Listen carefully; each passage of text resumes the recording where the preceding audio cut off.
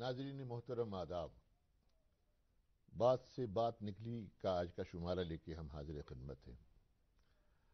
مجھے جن خاص مہمان کو آج آپ کے روبرو کرانا ہے، اس سے پہلے کہ میں ان کے بارے میں آپ کو کچھ بتاؤں، میں آپ سے ایک بہت اہم بات شیئر کرنا چاہتا ہوں۔ ایک اہم بات آپ سے کرنا چاہتا ہوں، وہ یہ کہ میں مخمصے میں ہوں کہ جو مجھ سے 3 سال ایک کلاس روم میں سوال پوچھتے رہے اور میں کانپتے ہوئے جواب دیتا رہا ایز اے اسٹوڈنٹ، آج ان سے میں کیسے سوال پوچھوں؟ لیکن اللہ کا یہ کرم ہے، یہ ہمارے اتنے شفیق استاد رہے ہیں کہ جن کے سامنے ہم دوست بن کے بیٹھا کرتے تھے، اور آج بھی ماشاءاللہ وہی محبت، وہی شفقت، وہی رفاقت ان کے ہاں ہمیں میسر آتی ہے۔ میری مراد ہے پروفیسر ڈاکٹر مرزا محمد زمان آذردہ صاحب۔ آذردہ صاحب، خیر مقدم ہے آپ کا اس پروگرام میں۔ یہ بتائیں، جب ایک ایسا پڑاؤ آتا ہے زندگی میں، جب ایک اسٹوڈنٹ سامنے ہوتا ہے، وہ پوچھ تاچھ کرنے بیٹھتا ہے، سوالات کرنے لگتا ہے، تو کیسا لگتا ہے؟ اصل میں اسٹوڈنٹ ہی تو سوال کرتا ہے، ٹیچر تھوڑی سوال کرتا ہے۔ اور ایجوکیشن کی میتھڈالوجی جو ہے اس میں یہ کہتے ہیں کہ ایک اسٹوڈنٹ ہی ٹیچر کو ٹیچر بنا دیتا ہے جب وہ سوال کرتا ہے، جب اسے معلوم ہوتا ہے کہ میرے پاس کیا ہے۔ آپ تو ایئرپورٹ جاتے ہوں گے، اب پہلے یہ ایسا نہیں ہوتا تھا، اب تلاشی دی جاتی ہے، میں فوراً کوٹ اتار کے اس میں ایکس رے میں ڈالتا ہوں۔ اچھا، یہاں یہ لوگ جانتے ہیں، رسپیکٹ ہے ان کو، بچپن سے دیکھتے آئے ہیں، کہتے سر یہ آپ کیا کر رہے ہیں؟ کہتا مجھے تھوڑی یاد ہے میری جیبوں میں کیا ہے۔ ایگزیکٹلی اسی طرح سے یہ معلوم نہیں ہوتا انسان کو کہ اس کے ذہن میں کیا ہے۔ جب کوئی سچویشن آ جاتی ہے، کوئی سوال کرتا ہے، جب اس کو اندازہ ہوتا ہے کہ میرے پاس اس کا جواب ہے یا نہیں ہے، یا اس سے ایسوسیٹڈ کون سی چیزیں میرے ذہن میں ہیں۔ اسی لیے کہتے ہیں کہ تار جو ہے نا، آپ نے رباب دیکھا ہوگا، سارنگی دیکھی ہوگی، ستار دیکھا ہوگا، وہ کہتے ہیں آواز جو ہے وہ اس تار میں موجود ہوتی ہے، یہ صرف چھیڑنے کی دیر ہے۔ پھر کون کیسے چھیڑتا ہے، الگ الگ طرح کے نغمے پھوٹتے ہیں۔ مجھے یاد ہے، میں بہت پیچھے چلا گیا، میں اس پہ اسکول کا طالب علم تھا، اور آپ کی ایک کہانی اور وہ ٹاپ کر گئی، میں نے پڑھی۔ اس کے بعد آپ کا سفر چلتا رہا، آپ چلتے رہے، اور کتابیں اتنی، آپ کتابیں اور آپ لازم و ملزوم ہو گئی ہیں کہ ہر بار کوئی نہ کوئی کتاب ہمارے سامنے آتی ہے۔ یہ وقت، یہ فرصت، یہ لمحات، یہ خیالات، یہ اوقات کہاں سے میسر آتے ہیں آپ کو؟ یہ ایسا نہیں ہے، بس ایک طرح کا وہ شوق کہیے، شغل کہیے، کہ اگر ہم نہ پڑھتے نہ لکھتے تو کیا کرتے؟ کیونکہ ہم سے کچھ اور نہیں ہو پایا، اس لیے ہم اس میں ہیں۔ میں تو یہی سمجھتا ہوں، ہمارا شغل یہی تھا، ہماری ہابی یہی تھی، ہمارے عیش یہی تھے۔ آپ تو بعد میں پیدا ہوئے، اب بہت تبدیلیاں آ گئی ہیں، یہ چیزیں تھی نہیں۔ یہاں ٹیلی فون جو تھا اس کا ڈائل نہیں ہوتا تھا، وہ چونگا اٹھاتے تھے ہاتھ میں، ادھر ایکسچینج سے آواز آتی تھی، نمبر پلیز، 2 ڈیجٹ کا نمبر تھا سری نگر میں، یہاں سے کہتے تھے 2324، تو وہ کنیکٹ کرتا تھا۔ اور اس کے ساتھ کتنے اینیکڈوٹس میں آپ کو بتاؤں کیا کیا کہاں کہاں نہیں ہوا ہے۔ اینیوے، اور آج دیکھیے ساری دنیا آپ کے سامنے ہے۔ آپ کا فون کبھی غلط لگ گیا؟ فون نہیں، ہاں میرا غلط لگتا ہے، مجھے کسی کا غلط نہیں ان دنوں نہیں، وہ ایسا تو نہیں ہوا، کیونکہ ہماری بڑی لمیٹڈ دنیا تھی، تو اس لیے ایسا نہیں ہوا۔ لیکن اس میں بھی، اس زمانے میں بھی، 2 ڈیجٹ کے زمانے میں بھی یہ گپلے ہوتے تھے۔ اور یہ آپ نے کہا غلط لگ گیا، میں اب ملک کا نام کیا لوں، ہمارے ہمسائے ہیں وہ سیدہ قدل میں رہتے تھے، بیگ، وہ ایک جگہ بیٹھا تھا، وہ ایکسچینج میں کام کرتا تھا، تو جناب علی کسی ایس پی نے ان کو فون کیا، پتہ نہیں کیا ہوا، وہ ایس پی گالیاں دینے لگا، زمانہ ایسا تھا اس نے پلگ اٹھا کر کے آئی جی کے ساتھ لگا دیا. یہ نان سٹاپ گالیاں بک رہا ہے, آئی جی سن رہا ہے. دوسرے فون سے آئی جی نے پتا کروایا, پنڈی کا واقعہ ہے, پتا کروایا کہ یہ کون ہے فون پہ. معلوم ہوا فلاں ایس پی اس سے پہلے کہ وہ فون چھوڑتا سسپینڈ ہو چکا تھا. آپ یہ دیکھیے نا کہ یہ آپریٹر جو تھا, جی جی جی, اس کا ذہن اس نے کیسے اس کو. ایک چیز مجھے آج ان کی 32 ممبر ان کی فیملی کے آج کل امریکن سٹیزنز ہیں. مجھے پروفیسر صاحب ایک بات آپ کی کبھی کبھی بہت اچھی لگتی ہے اور بہت ہلکی سی خراب بھی لگتی ہے. خراب اس لیے کہ آپ نے قناعت سے کام لیا شاعری میں, اور زیادہ تر آپ نثر کی طرف گئے. نثر آپ, مجھے یاد ہے کہ آپ بھی یہ کبھی کبھی اس بارے میں بات کرتے ہیں کہ جب سومناتھ سادھو اور اوتار کشن رہبر آپ اردو میں لکھتے رہتے تھے اور وہ شکایت آپ سے کر گئے, گلا سمجھ لیجئے, کہ آپ کشمیری میں کیوں نہیں لکھتے ہیں. آپ نے انشائیہ کا جو ایک سلسلہ ہے وہ آپ نے شروع کیا, مضامین کا سلسلہ آپ نے شروع کیا, تو اس بارے میں آپ کیا کہنا چاہیں گے؟ نہیں دیکھیے, ایسا ہے کہ وہ زمانہ مختلف تھا. شاعری ہم نے بہت کی, پہلے اردو ہی میں شعر کہتا تھا, بلکہ تخلص بھی انہی مشاعروں کی دین ہے. یہاں نٹی پورہ میں ایک مشاعرہ کیا مرحوم حکیم منظور نے, اب تو ایرج بھی مر گئے, اللہ مغفرت کرے دونوں کی. وہ ایک بزم ادب چلایا کرتے تھے, کچھ ایسا تھا. نٹی پورہ میں ایک مڈل سکول تھا, اس کے کمپاؤنڈ میں انہوں نے مشاعرہ کیا, اور ہم اس کے وہ دالان کہیے, کاریڈور وٹ ایور کہ شدت نبرکنت بھی ہے. تو اب یہ ایرج مجھ سے کہہ رہا ہے کہ آپ اپنا تخلص بتائیے. میں نے کہا وہ تخلص میں تو ایسے امزد مرزا کے نام سے چھپتا ہوں. یہ کہا کہ نہیں آپ بتائیے. پھر میں نے وہ غزل سنائی جو میں اس وقت پڑھنے والا تھا. مطلع کا ایک مصرع مجھے یاد ہے, کب سے کھڑا میں نرگس سے بیمار بنا ہوں, اور اس میں آخری ایک شعر پھنستا تھا, لوگوں نے تجھ کو جب سنا آزردہ کر دیا, آسودگی سے دیکھیے بیزار بنا ہوں. آزردہ ہو تو گیا. اس نے کہا یہ آزردہ یہ ٹھیک ہے, ایسا چپک گیا, اب لوگ زماں کو بھول گئے, آزردہ یاد ہے. آزردہ ہیں آپ یا بس تخلص تک آزردہ؟ کوئی آدمی ایسا نہیں ہے جو آزردہ نہ ہو.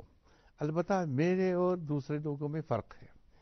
دوسرے لوگ دوسروں سے آزردہ ہوتے ہیں, میں اپنے آپ سے آزردہ ہوں. واہ واہ واہ واہ. کیونکہ کتنی چیزیں ہم کر سکتے تھے نہیں کی. اچھا پھر مشاعروں کی وجہ سے ہم شاعری کرتے رہے برابر, تھوڑے پیسے ملتے تھے. یہاں فیلڈ پبلسٹی میں ایک ہمارے ساتھی ایم اے کیا غلام احمد بٹ, وہ فیلڈ پبلسٹی آفیسر تھے. ایک پنڈت تھے, انہوں نے یہاں کے مونومنٹس پہ کام بھی کیا, نام میں بھول رہا ہوں, کتاب ان کی چھپی تھی. وہ غلام احمد بٹ سے کہتا تھا کہ دیکھو کوئی سیکھنا ہے تو زمان کے پیچھے پیچھے چلو. تو کتنے مشاعرے کی یہاں ٹورسٹ سینٹر میں, دوسری جگہوں پہ. اور مجھے اعزاز ہے کہ جو شاعر ایک دوسرے سے بات نہیں کرتے تھے, سب کو میں نے ایک جگہ وہ بلایا, اور 500 روپے مشاعرے کے ملتے تھے.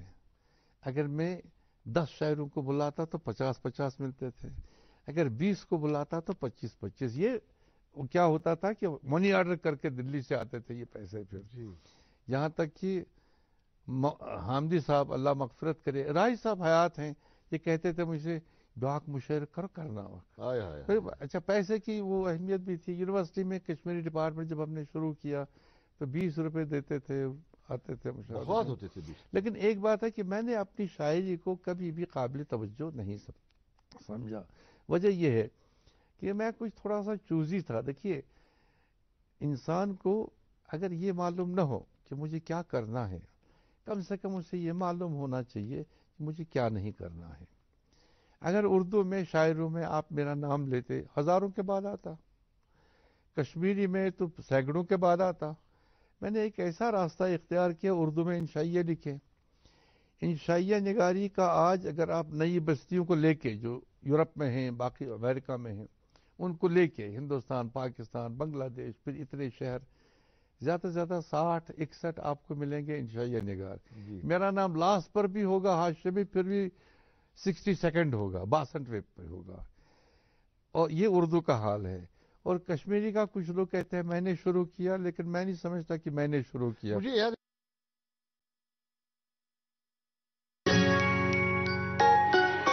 ممی کی چھٹکی, ڈیڈی کی گڑیا, پل میں جو بھر دے خوشیوں سے دنیا, کھٹی میٹھی باتیں مستی ملاقاتیں دل میں بسی سب کے اس گھر کی بیٹیاں ہر گھر کے ہر دل میں بسا امول تازہ ہمیشہ فریش اس گھر کی بیٹیاں.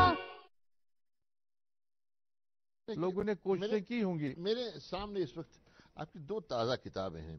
ایک ہے یہ لوح و قلم ہاں لوح و قلم اور ایک یہ ہے چارو وسنتا چارو وسنتا جو کنڑ دزمون کا ترجمہ ہے. جی ترجمے آپ نے بہت کیے. جی.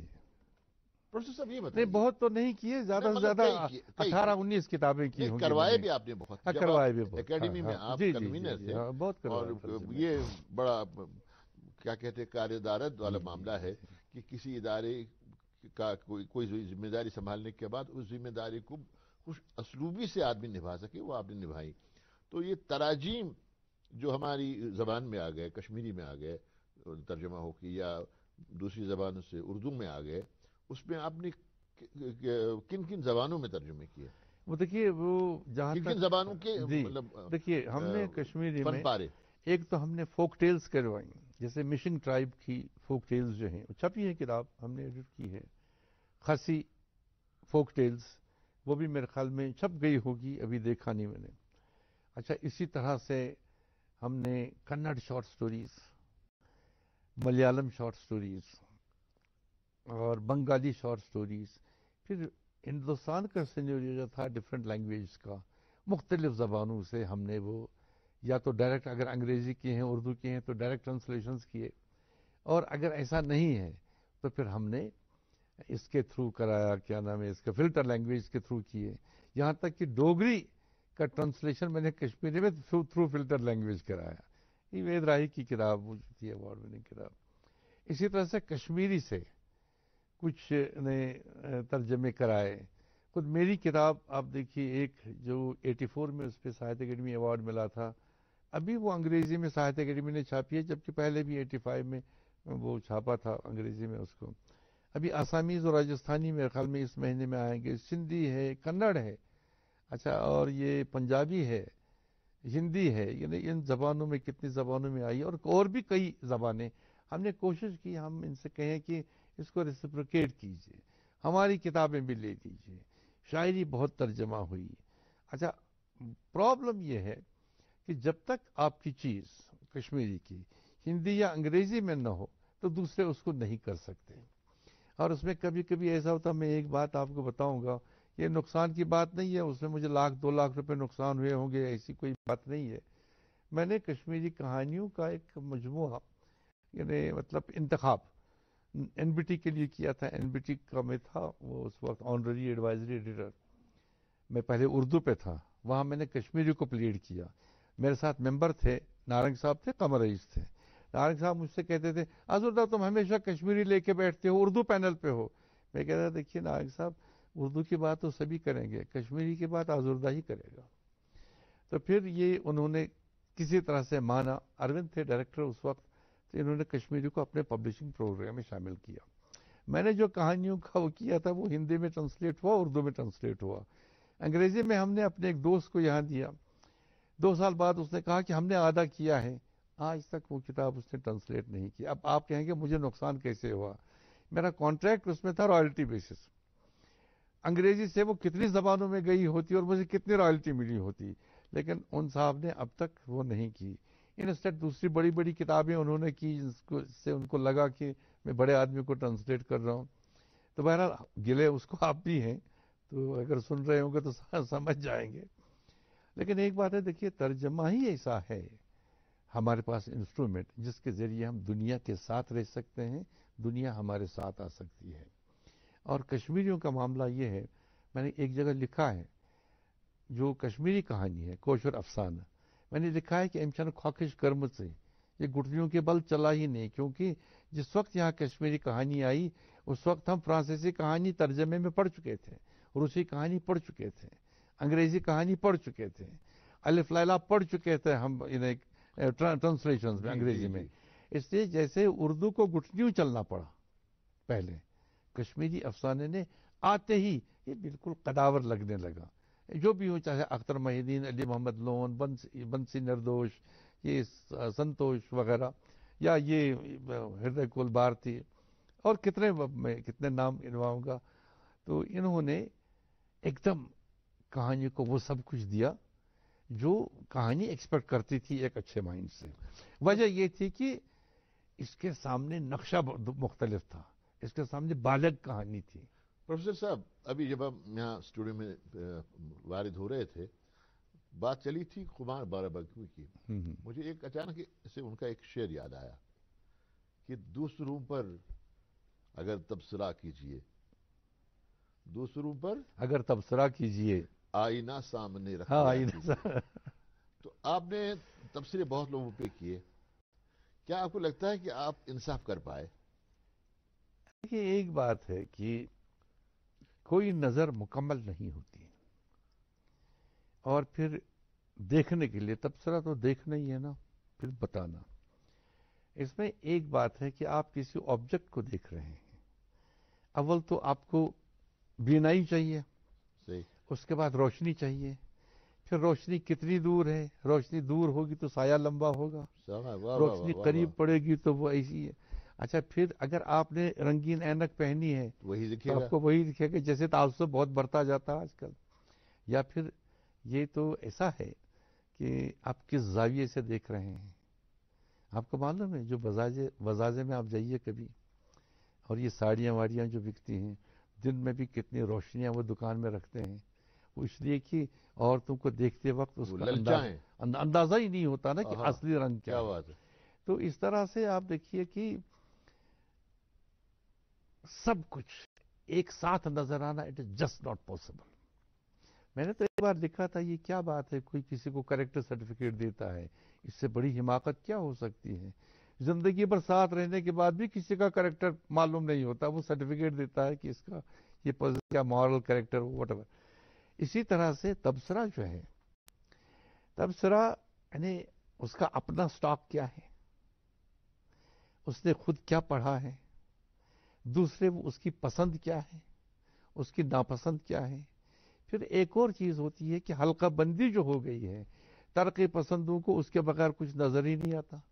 پھر جدیدیوں کو تو ترقی پسندوں میں کوئی روشنی ہی نظر نہیں, وہ ہر ایک کو, چاہے پریم چند ہوئے یا کوئی اور ہوئے, سب کو کنڈم, سدرشن ہو یا کوئی, سب کو کنڈم کرتے ہوئے آگے بڑھے. جی جی. حالانکہ حقیقت یہ ہے کہ ہر آدمی کی رائے جو ہے اس میں کوئی نہ کوئی امپورٹنس, کوئی نہ کوئی امپورٹنٹ چیز, کوئی نہ کوئی سگنیفیکنس ضرور ہوتا ہے. البتہ کوئی تبصرہ مکمل نہیں ہوتا. اب میں نے اس مہینے میں کم سے کم ابن کنول سے لے کے آپ کہیے کہ اسفندیار خان تک میں نے کوئی 20 دیباچے لکھے ہیں. اچھا, اس میں مجھے احتشام صاحب کی بات یاد ہے. احتشام صاحب سے کہتے تھے آپ ہر ایک کا فارورڈ لکھتے ہیں. وہ کہتے تھے کہ رائٹر ہے نا, جیسا بھی ہے, جو بھی لکھا ہے, وی نیڈ ٹو انکریج. اور آپ سے اگر کوئی ایکسپیکٹ کرتا ہے تو آپ کو اس کی ایکسپیکٹیشنز پہ پورا اترنا ہے. لیکن آپ اپنی بات جب بھی آپ کہیں گے, اب کوئی بھی تبصرہ میرا کیا ہوا اٹھا کے دیکھیے, کہیں نہ کہیں ہم نے کچھ نہ کچھ سجیسٹ بھی ضرور کیا ہوگا. لیکن یہ کہ تبصرے کو تبصرہ اس لیے کیا جاتا ہے کہ تاکہ لوگوں کا شوق بڑھے, وہ اس کتاب کو دیکھیں, اس کتاب کو پڑھیں. البتہ ہمارے یہاں آج کل یہ ہے کہ ایون ٹیچرز تبصرہ ہی پڑھتے ہیں, اوریجنل کتاب پڑھتے ہی نہیں, تو وہ زیادتی ہے. پر سب مجھے یہ بتائیں کہ یہ سلسلہ لکھنے کا, انشائیہ ہو, ڈرامہ ہو, شاعری ہو, مضامین ہو, تبصرے ہوں, مباحثے ہوں, ہر طرح کے فیلڈ میں آپ نے آزمائی کی.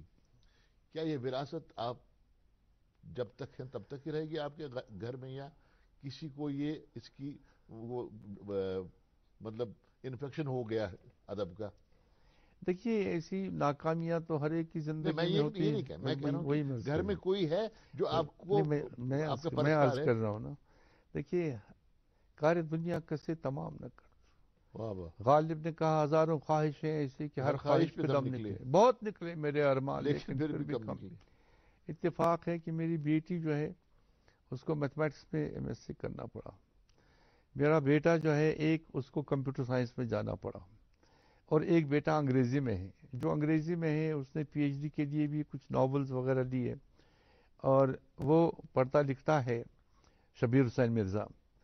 اور ولایت کا معاملہ یہ ہے کہ اسے ہماری چیزیں سنبھال کے رکھنے کا بڑا شوق ہے.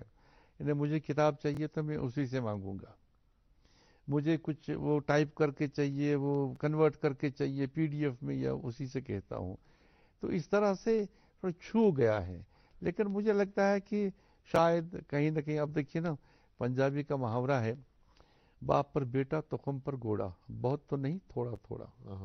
ہم کشمیری کہتے ہیں خیر سے نچو اگر اوری آئے تو ہاتھ سے پھیل. تو جو ہمارے بچے ہیں تو کہیں نہ کہیں سے یہ تو کچھ نہ کچھ نکل ہی آئے گا. اینڈ آئی ٹیل یو, میری نواسی جو ہے ثنا, اس نے اس کتاب کے لیے وہ اسکیچز بھی بنائے ہیں کچھ, تو وہ لکھنے لگی ہے, انگریزی میں لکھتی ہے. میرا پوتا جو ہے داور, ابھی 8 سال کا ہے, وہ کہتا ہے آپ ٹائپ رائٹر لا کے دے دو میں کہانیاں لکھوں گا. وہ کہانیاں سوچتا ہے, امیجن کرتا ہے. مجھے لگتا ہے کسی نہ کسی طرح سے یہ ٹریول کرتا ہے. اب یہ کسی نسل میں یہ ڈورمنٹ رہتا ہے, ریسیسو رہتا ہے, اور کسی نسل میں وہ ایکٹیویٹ ہو جاتا ہے. کبھی کسی دور میں, ابتدائی دور میں جب نئی نئی شادی ہوئی تھی, جی, آپ کو احتجاج بھی جھیلنا پڑا, کیا کتابیں لے کے بیٹھے ہیں, کاغذ لے کے؟ نہیں, ہمارا معاملہ یہ تھا. اجے آپ کو تعجب ہوگا, ایک انٹرویو میں نے کہا ہے, 2-3 باتیں میں نے کہی ہیں بہت انٹرسٹنگ. ایک تو لکھنے کے لیے میں نے کہا کہ I have never written anything but people have been reading me. Then I have never spoken anything but people have been listening to me. جب شادی کے بارے میں اس نے سوال کیا, میں نے کہا I have married the beloved of my father. وہ بیچارہ وہ کھڑا ہو گیا, کہا کہ sir what do you mean. میں نے کہا yes they selected a girl and I married her. اس کے بعد جب کچھ اختلافات سامنے آنے لگے تو ایک لہجے کے لیے میں نے سوچا اس میں اس لڑکی کا تو قصور نہیں ہے, ہمارے ماں باپ نے اس کو سلیکٹ کیا, اس کے ماں باپ نے اس کی شادی میرے ساتھ کی, اب میں کیسا ہوں کیسا نہیں ہوں, اس نے تو کوئی خطا نہیں کی ہے, آئی شوڈ ناٹ پنش ہر. اور میں کہتا ہوں, ارے ایک دلچسپ بات یہ, اب یہ اس کا نام ہی ہے بات سے بات. میں لائبریرین بھی تھا کشمیر یونیورسٹی میں, افضل کا فون آیا, افضل قادری اس زمانے میں ڈی ایس ڈبلیو بھی تھے, ڈین فیکلٹی آف لا تھے. جی مجھے فون کیا کہ میں نے پوچھا آپ کہاں جا رہے ہیں, کہا میں سٹی جا رہا ہوں. ہم لال چوک کو سٹی کہتے تھے درگاہ میں. تو کہا مجھے بھی جانا ہے, نہیں کہا مجھے سٹی جانا ہے. میں نے کہا پھر یہیں سے آؤ, میں بھی آؤں گا, گاڑی سروس کے لیے دی ہے, میں گاڑی لیتا آؤں گا. تو یہ آئے, تو اتفاق ایسا ہوا کہ ایک آدمی فائل لے کے آ رہا ہے, دوسرا نکل رہا ہے, جب تک کہ 4:15 4:30 ہو گئے. خیر پھر ہم نکلے, جب ان کے یہاں پہنچے, اللہ بھلا کرے ان خواتین کا, ایک سکندر فاروق کی مسز, ایک ڈاکٹر افضل کی مسز زہرا افضل, ہندی کی ہیڈ تھی اس زمانے میں شاید, یا پروفیسر تھی. یہ دونوں زمین جسے کہتے ہیں نا زمین دباؤ کشمیری میں, پھر ٹہل رہی ہے لان میں. اس نے اس کو بلایا تھا سکندر فاروق کی مسز کو, اور اس نے مسز سے کہا تھا ہم کو شہر جانا ہے, تم تیار رہو. اب یہ خیر اب کسی طرح سے بیٹھے, لیکن اس کی ایک بات میں بتاؤں گا ڈاکٹر زہرا افضل کی, وہ ہمارے سامنے کبھی میاں کے ساتھ اگلی سیٹ پر نہیں بیٹھی, ہمیشہ پیچھے. تو میں آگے تھا, اب افضل ڈرائیونگ سیٹ پہ, یہاں رائٹ ہینڈ ڈرائیو ہے ڈرائیونگ سیٹ پہ, اور وہ ادھر, یہ کارنر سے اس طرح سے ڈائیگنلی لڑنے لگے. وہ کچھ کہتی ہے, میں نے ذرا سا فیس سیونگ کے لیے کہا جی بھائی بڑا مزہ ہے اس لڑنے میں, یہ میں نے دیکھا ہی نہیں, 40 سال ہو گئے 45 سال ہو گئے شادی کو. اس نے کہا آپ چپ رہیے جی, آپ گھر میں ہوتے ہی کب ہیں کہ آپ سے کوئی لڑے. تو ہمارا یہ رہا کہ آج تک مجھے یہ نہیں دیکھا, اب بھی میں پڑھتا رہتا ہوں, لکھتا رہتا ہوں, اس نے کبھی ایسا نہیں کیا, لیکن میں نے دیکھا ہے کہ یعنی بیویاں اسپیشلی ماڈرن ورلڈ میں کتاب ہاتھ سے چھین کے پھینک دیتی ہیں کہ اگر یہی کرنا تھا تو مجھے کیوں لایا. لیکن ہمارے ساتھ ایسا نہیں ہوا, اس لیے کہ ہمارے گھروں کا ماحول بھی ڈفرینٹ تھا. یعنی مطلب وہ یہ جو لڑکی ہوتی تھی اس کو یہی تربیت دی جاتی تھی کہ تمہیں اس طرح سے بیہیو کرنا ہے سسرال میں, ساس سسر کے آگے اونچا نہیں بولنا ہے, میاں جو کر رہا ہو کام اس کو ڈسٹرب نہیں کرنا ہے. اور میں آپ کو ایک بات بتاؤں گا کہ اس زمانے میں ہم لوگ لڑکیوں کی تربیت کیوں زیادہ کرتے تھے, اس لیے کہ لڑکی ریپرزینٹ کرتی ہے اپنے گھر کو, اپنے خاندان کو دوسرے گھر میں. بالکل صحیح. اس لیے لڑکی پہ زیادہ توجہ دی جاتی تھی. بالکل صحیح. اور ظاہر ہے کہ وہ بھی بیچاری معصوم, کوئی اس نے وہ اس طرح, بلکہ اب میں آپ سے کیا کہوں, ایک بار کسی نے مجھ سے کہا کہ آپ سفر پہ جاتے ہیں، آپ ان کو ساتھ لے کے نہیں جاتے. میں نے ایسے کہا، میں نے کہا یار وہ اتنی خوبصورت ہے، ہوٹل میں جائیں گے تو اسٹوڈ بھی اور وہ ویٹر بھی مینیجر بھی اس کو گورے گا، ہوائی جہاز میں بیٹھیں گے تو میل جو ہوگا وہاں وہ بھی، تو وہ مجھے اچھا نہیں لگے گا. اس لیے میں الگ جاتا ہوں، وہ الگ آتی ہیں. تو میرے بغیر کوئی دیکھے تو اس کی مجھے اتنی فکر نہیں ہے، لیکن میرے سامنے مجھے شاید ٹھیک نہ برداشت لگے، ہو. تو اس لیے میں پہلے پہنچتا ہوں بامبے، وہ اس کے بعد آ جاتی ہیں بیٹے کے ساتھ تو اس طرح سے یہ مطلب بیویوں کا معاملہ بھی یعنی قسمت کی بات ہے. واہ واہ اگر آپ کو اچھی بیوی ملتی ہے تو یہ قسمت کی بات ہے. اور کسی لڑکی کو میں کہتا ہوں، آپ تو اسٹوڈنٹ رہے ہیں اس ڈپارٹمنٹ میں، ہمارے یہاں فیئر ویل فنکشن ہوتا تھا تو مجھے رونا آتا تھا. ایک دم میرے ذہن میں آتا تھا کہ ان لڑکیوں کو ہم نے اس لاڑ پیار سے یہاں رکھا، پڑھایا، سکھایا، بات کرنا سکھایا، پتہ نہیں کون ان کے حصے میں آئے گا، کیسے ٹریٹ کریں کیا گے. بات ہے. ایگزیکٹلی لڑکوں کے بارے میں بھی میں ایسا ہی سوچتا تھا، کیونکہ لوگ تو کہتے ہیں نا لڑکیاں ایکسپلائٹ ہوتی ہیں. میں نے لکھا ہے اس پہ، لڑکے کچھ کم ایکسپلائٹ نہیں ہوتے، کیونکہ لڑکا زیادہ کمزور ہوتا ہے، اس میں وہ ریجیڈیٹی نہیں ہوتی، اس میں وہ اسٹرنگتھ نہیں ہوتی، بہہ جاتا ہے. مگر لڑکوں کے بارے میں بھی کہ ان کو پتہ نہیں کون ملے گا، کیسے زندگی گزرے گی، جیسے باس خراب ملتا ہے کسی کو. صحیح بات ہے. مطلب یہ آپ نے ابھی تک کا جو سفر رہا، وہ ادبی سفر ہو، وہ سماجی سفر ہو، وہ دوستوں سے ملنے ملانے کا سفر ہو، سفر آپ کے پیروں سے بندھا رہا. کبھی حیدرآباد، کبھی میسور، کبھی بنگلور، کبھی چنئی، کبھی ممبئی، کبھی کہیں. تو ہلکا آپ کا وسیع ہوتا گیا، کینوس بڑھ گیا. میں جب اپنی بات کرتا ہوں، اگر میں یو پی اور ڈیپ ساؤتھ میں نہیں جاتا تو شاید میری اردو کا محاورہ جو ہے وہ صحیح نہیں ہوتا. تو آپ اپنے اس پورے سفر کو کس طرح سے دیکھتے ہیں جب تنہائی کے لمحات میسر آتے ہیں؟ اول تو یہ کہ ہمیں اس طرح کی تنہائی کبھی محسوس ہی نہیں ہوئی، کبھی ملی ہی نہیں کہ ہم اپنے آپ کو دیکھتے، اپنی طرف نظر کرتے، بلکہ اب ہم کوشش کر رہے ہیں کہ ہم آئینہ دیکھیں.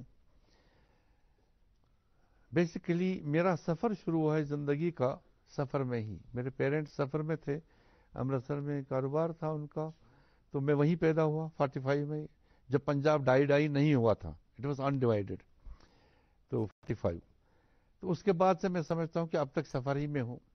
لیکن ایک بات ہے کہ مسلمانوں نے اگر تاریخ اٹھا کے دیکھیے، اگر حدیثیں اٹھا کے دیکھیں گے آپ، تفسیریں اٹھا کے دیکھیں گے آپ، مسلمانوں کے ساتھ سفر رہا ہے، اور سفر ہی نے اسلام کو پھیلائے بھی، اور اسلام کی خصوصیات جو ہیں وہ سامنے لائی ہیں. اور ہم تو کہتے ہیں سفر وسیلہ ظفر ہے. واہ واہ. اور سفر صرف اپنے لیے وسیلہ ظفر نہیں ہوتا، بلکہ جن کے ساتھ آپ گفتگو کرتے ہیں. میں کہتا ہوں آج اگر کوئی یہاں گلبرگہ سے آئے، دارواڑ سے آئے، منگلور سے آئے، میں وہاں کے کسی کا نام لوں گا، ارے فوراً وہ بالکل اپنائیت محسوس ہوگی. میں کالی کٹ گیا، کوئی وہ اس کا کرنے کے لیے اناگریشن کوئی تھا وہاں ورکشاپ، اور جب میں نے اپنی تقریر میں اپنے 2-3 دوستوں کے نام لیے، یقین کیجئے وہ ساؤتھ ہے نا، یہ نارتھ نہیں ہے. یہاں راہی صاحب کا نام لیں گے تو لوگ دوسری طرف جا دیکھنے لگیں گے. جب میں نے ایم ٹی واسودیون نیر کا نام لیا، ایپا زندہ تھے، ایپا پانیکر کا نام لیا، واسودیون نیر تو ابھی بھی زندہ ہیں، میں نے سجدانندن کا ذکر کیا، میں نے کچھ اور وہ دوستوں کا ذکر کیا. میں جب اترا تو ایک لائن لگی تھی، کچھ میرے ہاتھ چوم رہے تھے، کچھ سائن لے رہے تھے کہ آپ نے ہمارے رائٹرز کو پڑھا ہے، آپ نے ہمارے رائٹرز کو دیکھا ہے. واہ واہ واہ. اچھا، یہ اصل میں اب آسام آپ لیجئے، میگھالیہ لیجئے، جتنے بھی آلموسٹ میں ہر اسٹیٹ میں گیا ہوں، اور ہر اسٹیٹ میں ایسا نہیں، وہ بھی یاد کرتے ہیں، وہ بھی یاد کرتے ہیں. معاملہ تو تھمے گا نہیں، معاملہ بہت لمبا جائے گا. بات نکلے گی تو پھر دور تلک جائے وہ گی. تو ظاہر ہے کہ بات سے بات نکلی کہ آج کے شمارے میں ہمارے مہمان جناب پروفیسر ڈاکٹر محمد زمان آزردہ صاحب، جنہوں نے پھر بھی سمندر کو کوزے میں بند کرنے کی کوشش کی، لیکن نہیں ہو پا رہا ہے، نہیں ہو پائے گا. ایک ملاقات میں یہ ملاقاتیں ضرورت ہیں ایسے اشخاص سے، ایسے جو کونا مشق ادیبوں سے بات کرتے کرتے بات بہت آگے نکل جاتی ہے. خیر، ہم آپ کے بہت ممنون ہیں، آپ یہاں تشریف لائے اور اپنا قیمتی وقت ہمیں دیا اس پروگرام کے لیے. اور ناظرین، آج کا شمارہ یہیں پر ہم بات سے بات نکلی پروگرام کا ختم کرتے ہیں اور آپ سے اجازت لیتے ہیں. اللہ حافظ.